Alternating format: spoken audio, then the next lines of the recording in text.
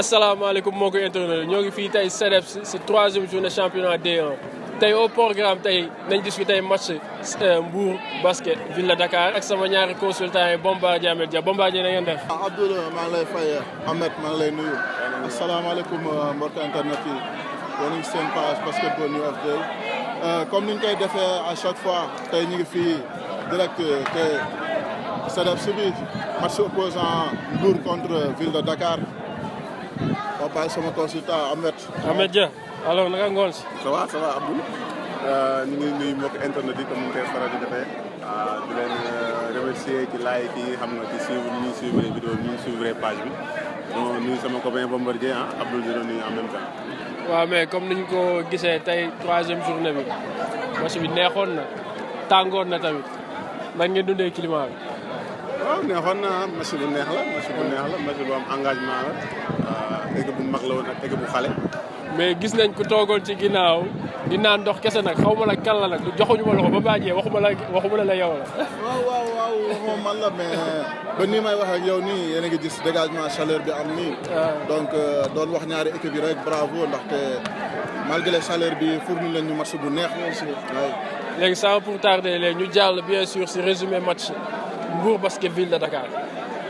waaw comme ni ñu ko gisee ñoo ngi si match Mbour basket ville de Dakar waa Mbour basket ñoo ngi échauffé ak waa ville de Dakar en même temps Bombardier comme ni ñu gisee waa Mbour basket encore une fois seen terrain la à domicile ak ville de Dakar équipe surtout équipe boo xam ne mooy mun nañ ne mooy meilleure équipe championnat bi. waaw ñu ngi nii nekk ci échauffement bi booy xool public bi ñëwagul carrément mais ñu ngi si échauffement yi bu baax a baax j'espère que tey. basket bi dina nekk suñu côté. comme ni ñu ko gisee Ahmed Dia Mbour tàng na trop ville Dakar instant mu ñu climat mel nii comme ni ñu ko gisee coach Jupiter Niang mooy coach Mbour basket. waaw tàng na mais c'est sûr que équipe yi yëpp yëgoon nañ ne ñëpp ñu ngi wax ne Mbour tàng na kon ce qui veut dire que avec un coach comme Ousou Bandé kon ce qui veut dire que ne préparé woon nañ ci loolu donc sûrement que ñoom dinañ réagir bu baax par rapport ak naaj bi. bien sûr présentation joueurs yi ak aussi échauffement dernier mise en point bi bon match bi à domicile comme ni ñu ko gisee démarré na avec bien sûr meneuse Mbour basket à chaque fois day attaqué renversé pour dara dugal wala day attaqué keneen ñëw mu génne waat renversé. waaw mais bizarrement nag benn instant ci match bi daf ko bàyyi. bizarrement lu doon def mooy dribble périphérique la doon def protection de balle daawul sax rare moment yi mu traversé ligne de 3 points bi sax dañ koy compter alors que ni mu commencé woon nii c'était très bien. bon Bombardier gis nañ ne duelu grand amoon na fi ay teggi amoon na surtout pour Bara aussi grande ville de Dakar. waaw booy xool jigéen ñoom ñëpp dañoo xamante te instant bi pour nga tey mooy première match am. elle est venue pour prouver war ni mi ngi ci forme bi ñu nekkoon ba tey boo xoolee action bi ñu ngi ko fini di embêté noonu. comme ni ñu gisee njool buy daw côté attaque loolu moom c'est pas surtout si côté jigéen newul chaque jour lañ koy gis. waaw parce que ku ko xam-xam ni sport athlète la donc ñëpp a war a di daw comme Shaquille O'Neal moom mi nga xam ne mooy peser ay kilos mooy dem di daw yenn daw yi donc ay ñii buñ ko waree def lu yomb lay war a doon ci ñoom. waaw comme ni ñu gisee Aminata Diouf bon match bi moom malheureusement newul woon match am dafa amoon problème faute loolu moo ko gën a génne si match bi. waaw pourtant il a bien démarré vraiment bien démarré sauf que problème yi commencé am rek mooy li ma doon wax il faut que mu mën di gérer ay fautes am parce que loolu tamit ci gestion match bi la bokk. il faut pas deuxième quart-temps déjà nga am 3-4 fautes donc loolu daf lay génn ci match bi. waaw comme ni nga gisee deuxième quart-temps bi problème amoon na fa problème mooy chaque fois Mbour basket day dem raté action bi mais su ñëwaatee ville de Dakar daf contre-attaque dugal ko.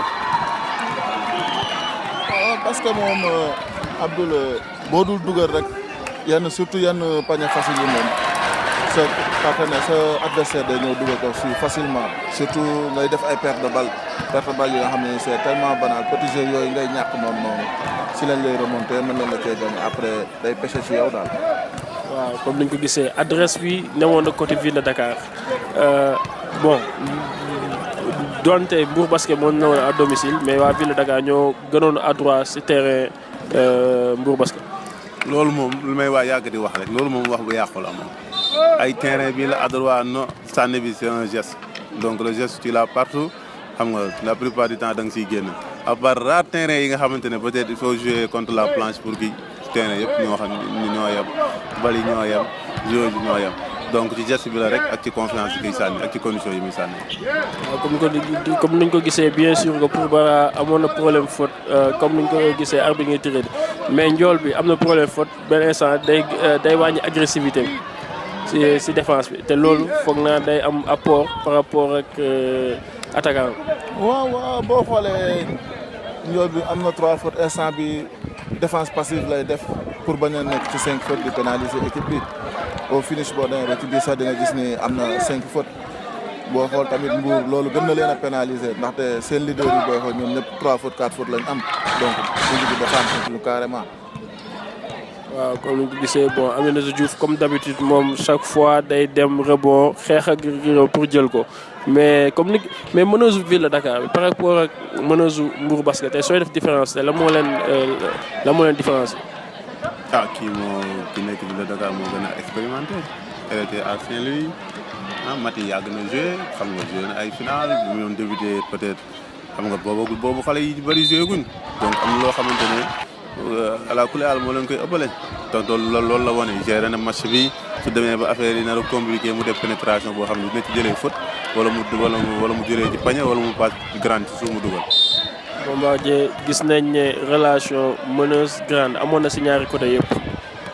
waaw booy xool comme ni ma koy waxee rek ville de Dakar ni ko Ahmed waxee dafa bëri joueurs yi nga xam ne dañoo expérimenté dund nañ championnat bi lu bëri te yenn ñi booy xool sax jot nañoo xaw a génn dellu si waat donc doo équipe boo xam te ne équipe bu ndaw la ndaxte comme numéro 12 bi ngay gis nii soxna génn demoon na Espagne ñëwaat. donc ville de Dakar mën naa ne daal instant bi dañoo bëgg a delluwaat au top malgré leur départ yu bëri. waaw comme ni ñu ko gisee match bi début bi serré woon na mais ville de Dakar dem na ba wàññi rythme match bi cassé rythme Mbour basket ba ñëwaat au score comme ni ñu ko gisee meneuse yi aussi sànni lancer franc et comme d'habitude Mbour basket lancer franc mooy catam à chaque fois dañuy raté benn wala dugal benn. effectivement lancer franc li ko yàgg a waxee mooy gagné match yi mooy gagné match yi et c'est dommage que loolu di yàgg a nekk suñu ay problème loolu ko duñ ci def dara pour y remédier donc je pense que loolu dinañ ko gën a liggéey am dara ci avenir incha allah. waaw comme ni ñu ko gisee match bi ville de Dakar moo gagné 31 points d'écart contre Mbour basket soit 61-30 avec meilleur marqueur côté Mbour ex aequo pour Bara ak Aminata Diouf connaît 6 points ak du côté de ville de Dakar Kay Diouf avec 17 points. Ville de Dakar moo mujjee dóor Mbour basket 61-30 soit 31 points d'écart. Bombardier bon donte ville de Dakar bien sûr mooy favori mën naa ne sax favori championnat bi donc logique la tey Mbour basket subir défaite bu mel nii. mën nañu ville de Dakar mooy favori mais tey gis démarrage bu première quart-temps bi on avait confiance à Mbour ni ville de Dakar était prenable pour Mbour tey donc je sais pas qu'est-ce qui s'est passé ak petit basket bi ñu gis ak yooyu je sais pas xale yi dañ ko desee noonu gëm de trop je sais pas daal mënuma leen la man ba tey nii je me pose des questions nan leen def ba perte match bi par rapport ak démarrage bu baax bi ñu def. Bon, Ahmed Dia, gis nañu premier quart-temps 2 points d'écart en faveur de Mbour basket 14-12. Deuxième quart-temps 16 points pour Mbour. Mbour 2 points la dugal. 2 points la dugal. Ville de Dakar dugal 12 points 24-16 à la mi-temps. Oui, ça se paye cash, ça se paye cash. Mais revenant ci premier quart-temps bi pour montrer que le basket c'est 4 quart-temps. Donc c'est pas parce que da nga gagné premier quart-temps wala tu étais à 2 points que effectivement noonu lay mujjee demee. Ville de Dakar mooy équipe championne ne nii moom moo yore raay bi donc ñun bu nekkee ñu ay outsider lañ on avait rien à perdre. Bien vrai que noonu la ko Bombardier waxee noonu la on n'a pas pu expliquer la moo tax ñu dégringolé équipe bu ñëw premier quart-temps mu dugal 14 points mën a ñëw deuxième quart-temps ne mettre que 2 points si koo xamante ne première division nga nekk yooyu noonu vraiment ça ne s'explique pas. Ok, au cours du jeu. Mun nañ ne arbitrage def na ay en fait arbitrage bi def na ay erreurs yu bëri est-ce que loolu tamit affecté wul joueurs yi ak affecté wul surtout équipe Mbour bi ba nga xam ne ñoo mujjee bàyyeeku carrément xaw a découragé. non je pense pas man en tant que compétiteur du ma ko jëlee noonu. waaw mun nañoo am perte nañ match bi mais on a perdu mais c'est pas à cause de l'arbitrage vraiment du wala bu si bokkee tamit partie bu ndaw la si jël on a vraiment pas joué. arbitre bi mënu la ñëw contre la xam nga nu mu mën a demee arbitre mënu la télé nga dugal panier mu ne noonu mais ñun on a pas marqué on a fait beaucoup de pertes de balles on a mis presque aucun lancer franc loolu noonu arbitrage mënu si dara te loolu tamit loolu tax benn joueur di découragé waaw. bon Bombardier gis nañ ne 2 meilleures joueuses Mbour yi ñoo doon sonal waa ville de Dakar muy Aminata Diouf ak Poumbera mais après dañu am problème faute Aminata Diouf am 3 fautes ñu mujjee ko génne Poumbera aussi am 3 fautes aussi ñu war leen ko génne est-ce que aussi loolu handicapé wul joueur équipe Mbour bi ba aussi remonté boobu ville de Dakar am. waaw booy xool Aminata Diouf di Mido booy xool joueur clé la ci Mbour mais comme on dit c'est parce que rek.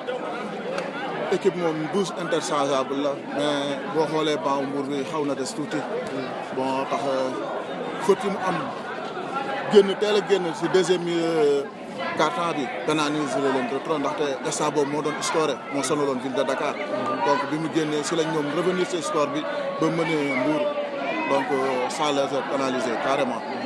bon Ahmed Dia bien vrai que faute yi amoon na bien vrai que aussi. joueurs yi aussi benn instant xawoon nañ ne frustré ak ñu nekkoon ci banc bi xëy na pareeguñu woon pour remplacer ñu newoon ci biir terrain loolu tey ban apport la kii en fait ban handicap la su fekkee joueurs yu nekk ci banc yi pareeguñu pour ñëw remplacer joueurs yu nekk ci biir terrain bi. handicap bi mooy loolu am ku nekk ci banc bi ñoom ñëpp ils sont sur la fin de match donc ñoom ñëpp ils sont susceptibles de rentrer donc dañoo nar a pare balaa ñuy ñëw di dugg si ku nekk mën a def faute ku nekk mën a dugg sax dara xew moo nekkul wala mu fàtte benn affaire ñu génn ko pour andi keneen loolu comme joueur bu nekk ci banc bi da nga war a pare à tout moment pour dugg bokk ci terrain bi moi je pense même que joueur bu nekk ci banc bi yow yaa gën a am chance que ki démarrer parce que yow tu as la chance de regarder bien avant da xam li xew kii yenn faay lay def ak lii boo duggee da nga ñëw rek war a ñëw rek bokk waaw Aminata Diouf Mido il faut mu xool ni muy gérer ay photom parce que c'est de bonne guerre ville de Dakar mii ne équipe bi ñëw yëpp moom la ñuy njëkk a éliminer ak keneen ki boo xoolee bi ñu koy génnee c'était sur double faute ouais donc c'est comme ça boo xoolee ci match bi tamit joueurs yi gën a expérimenté fee lañu ko doon bàyyi mu koy défendre que ça soit Django wala joueur bi jógee Saint-Louis pour que lan mu ko pousser muy def ay faute voilà donc moom tamit il faut mu bàyyi xel ci loolu équipe bi tamit il faut mu gën ko jàppale bien vrai que mooy dugal attaque bi keneen jàppale ko ci tâche de défensive yi ñoom ñoo xam nu ñu koy organiser. bien sûr Bombardier remplaçant ville de Dakar mën nañ ne foofu début bi ville de Dakar amoon nañ problème dugal amoon nañ problème parce que défense yi yéegoon na mais juste après arbitrage bi ak aussi changement yi foofu lañ commencé franchement di am faute ci terrain waaw mooy li ma la wax rek au départ ndaxte bu ñuy équipe rek équipe de basket 12 la. 12 yoo xamante ni comme ni ko Ahmed waxee tey yow mi ci banc bi tey yaa war a indi différence à chaque fois ndaxte yow yaa toog ci biti yaa war a gën a concentré wu. yaa war a gën a xam jeu bi nu mu war a demee ndaxte booy xool démarrage yu première quart-temps foofu la première souffle yi presque après échauffement yi di ñëwee.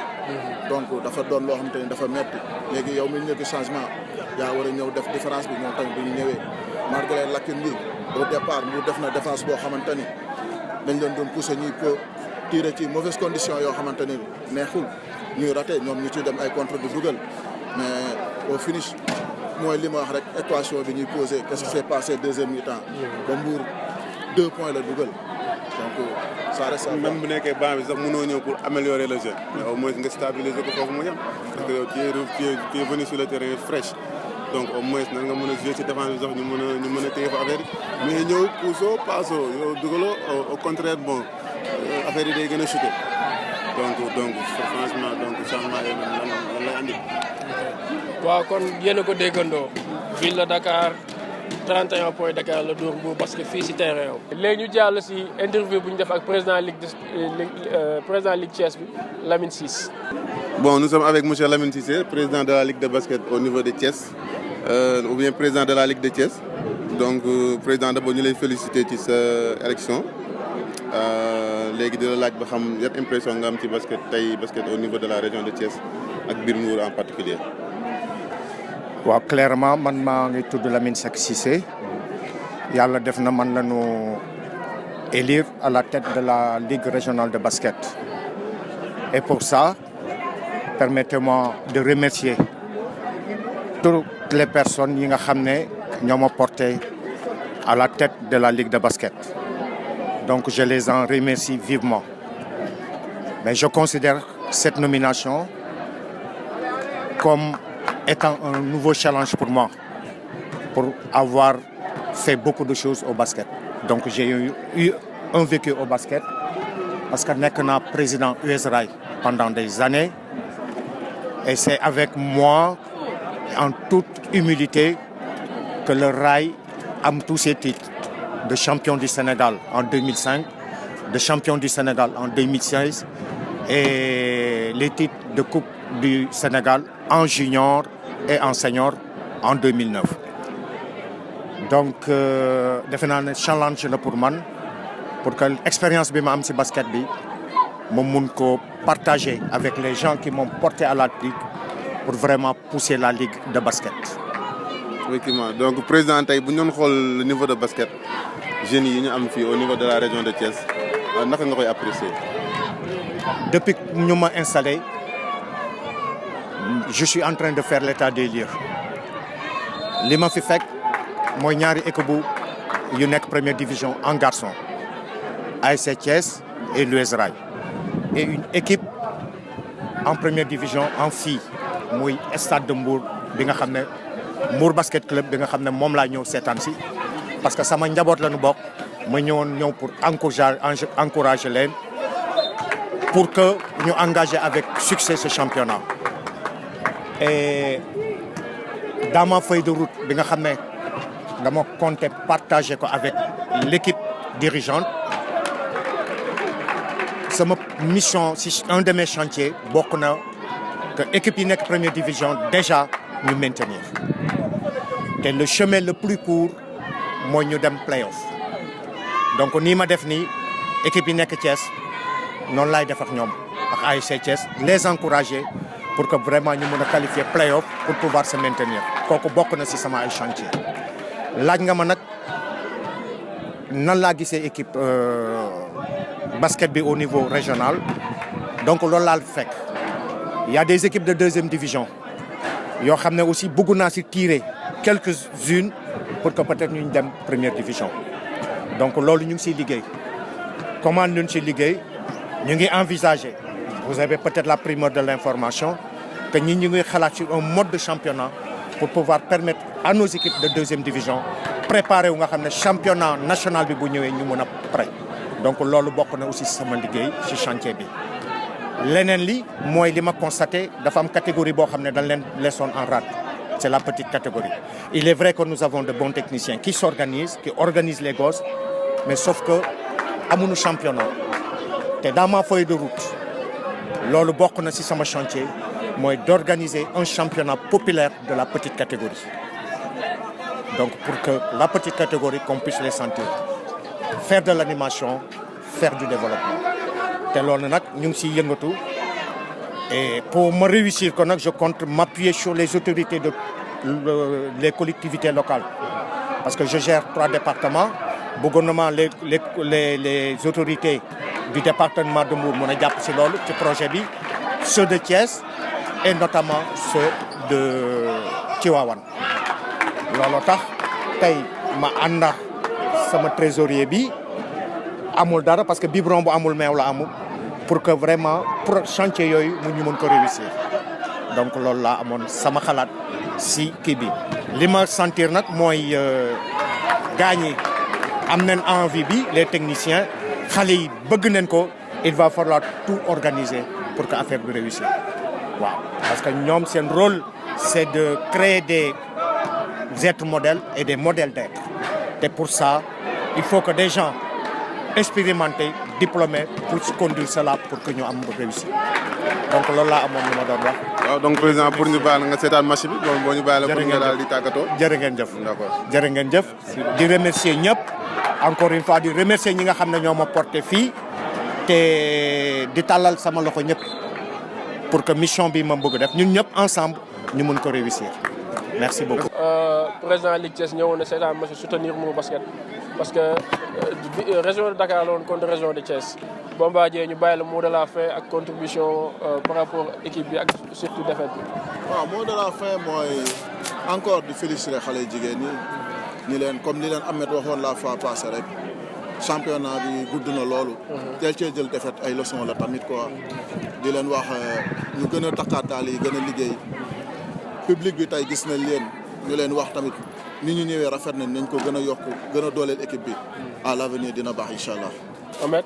effectivement c'est la même chose donc ay mots yi mi doon ay encouragement la di leen wax ne dara xewagul quoi man léegi bon voilà équipe yi ñu doon fii ay équipe yu mag lañ xam nga que ça soit Saint-Louis basket que ça soit la ville de Dakar ñooñu équipe yoo xamante ne ñooñu xaw a sut tuuti dañu xaw ëpp doole tuuti bien vrai que nag bu ñu dajee ak ñoom dañuy joxe li ñu am waxuma fu mu yem neex mais pour ci bopp seen bopp ñoom ñu xamante ne demagul fenn donc ils ont toujours le temps de travailler davantage de corriger yenn lakk ni ñëw pour gagner ñeneen ñi des.